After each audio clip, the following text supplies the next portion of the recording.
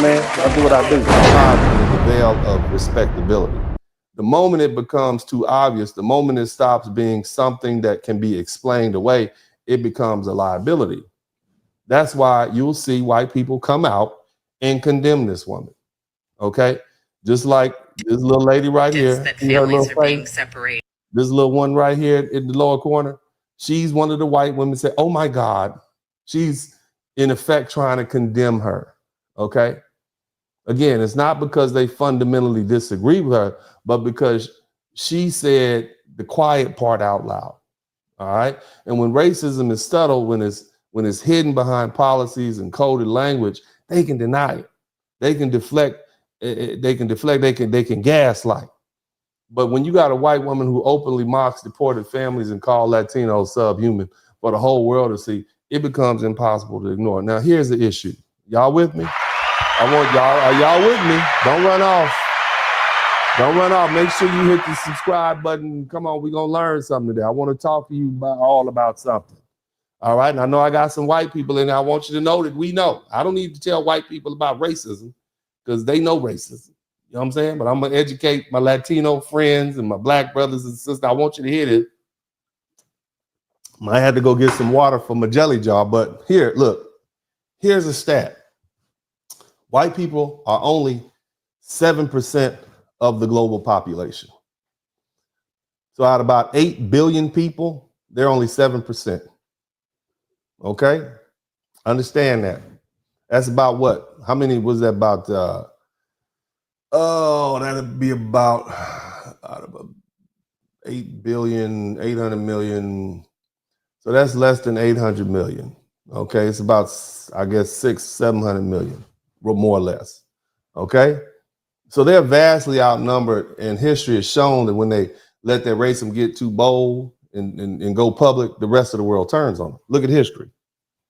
The fall of many of these colonial empires, European powers, they ruled over most of Africa and Asia and the Caribbean for centuries, and they exploited and brutalized the entire populations. But the moment their violence became too extreme, like in Belgium, with the atrocities in the Congo, or Britain's ruthless suppression of Kenyans, okay, the world turned against them. And so by the mid-20th century, nearly all of the European empires crumbled under the weight of global condemnation and resistance. So basically they took their gains and took everything, they went on back to Europe. Now, as far as Germany, 1933 and 1945, we'll call him Hitler and his Yahtzee party, right? Yahtzee, like the game, Yahtzee party.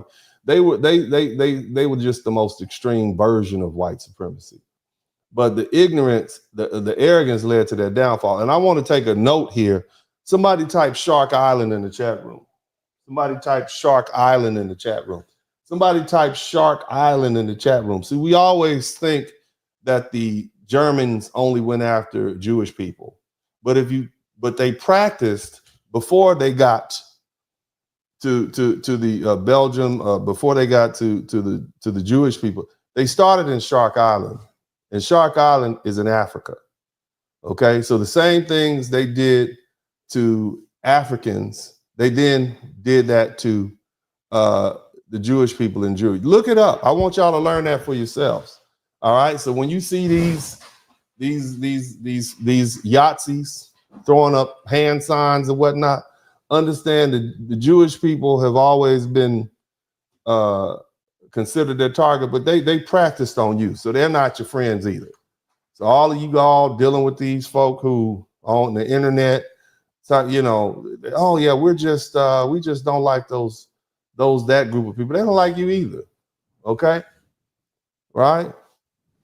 But with the Germans, the moment their racism and their expansionist policies went too far, the entire world, including other white nations, said, nah, you going too far, and they had to destroy them. Okay? And what about South African apartheid between 1948 and 1994? So you had a group of Europeans that came down to South Africa, and basically they colonized it, utilized it for the resources, they organized it. And so they ended up on top. And the poor black people were just left. They didn't have a country. They didn't have any control. They didn't have anything. So, the South Africans held policy. They had power. and they were openly racist in their system. But once the global attention intensified, even Western nations that had long tolerated apartheid, right? They were forced to impose sanctions and pressure the government to end that policy because it had gone too far.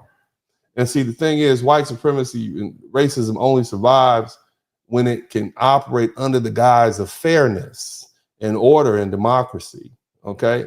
And the moment it becomes too obvious, it invites a backlash, not just from black people and brown people in the US, but from the rest of the world. Even and the white elites know that. Okay. They keep the poor people, they feed racism to poor whites because that keeps them happy. And in reality, it's the rich whites treat the poor whites like trash. And that's why they even call them that. You see what I mean? So at a certain level, it becomes class, but overall, it's about elite, wealthy, rich white people dominating the rest of the world. And if we can sprinkle a little racism in the minds of these poor whites to let them act as a buffer between us and the dark people on earth, fine. And then the poor whites will use other minority groups to act as a buffer between the other minority groups. So it's a big game, you see? But now, this TikTok woman, she's fresh out the box, man. Okay? And she doesn't understand the rules of white supremacy yet. She thinks that because Trump is in office, she has free reign to say whatever she wants without consequences. But she's gone too far, okay? She's too blatant, she's too crass, and too openly hateful. She doesn't realize that even white supremacy has their limits when it comes to its open display. She doesn't see that the very white elites that she worships will eventually throw her under the bus, try to maintain power. And this is a cycle we've seen over and over again. White supremacy doesn't die, it adapts, it adjusts, it reinvents itself. And when people like her go too far, it pulls back just enough to keep the world from turning against it completely. But in the meantime, she just handed the rest of us a gift, okay? Because every time they make that mistake of saying out loud what they usually only whisper, it makes their system harder to defend. And when white supremacy becomes too blatant, it only accelerates its own downfall. Now, I'm gonna run this back again so y'all can get it. If somebody's getting deported, I actually find it hilarious. It gives me a great deal of comfort. I have no sympathy that your child might grow up without a father because he got sent back to Mexico or whatever. I mean, y'all are welcome to go with him. Don't forget that's an option. That's a choice that you're making, right? I don't have any sympathy for your little videos that you're making on social media with all the tears. I don't give a shit. I'm actually fucking laughing at you that you're sitting there crying for attention. Okay. Yeah. I find you guys to be subhumans. All right. Now, while you're sitting there judging me because I don't care that families are going to be separated from each other, I'd invite you to recall that hundreds of J6ers were separated from their families for something that equates to little more than a trespassing charge. Where were you then? Okay, bye. Yeah, and if you think she's the only one that feels that way, check this one out right here. What did you say again about us getting you down? You're a wetback. What else? Got it? Wetback. What else? Trump is doing good things. You guys rape people. Yeah. You guys rape and kill people. Right? You hear that? You hear this white woman right here? This all my Latino people. I want you to hear. This is who you want to sit up next to. These are the women. That's why I don't give white women a pass. And that's why I tell you brothers all the time, my preference for you, love who you love, but my preference for you is to marry a black woman or at least a woman of color.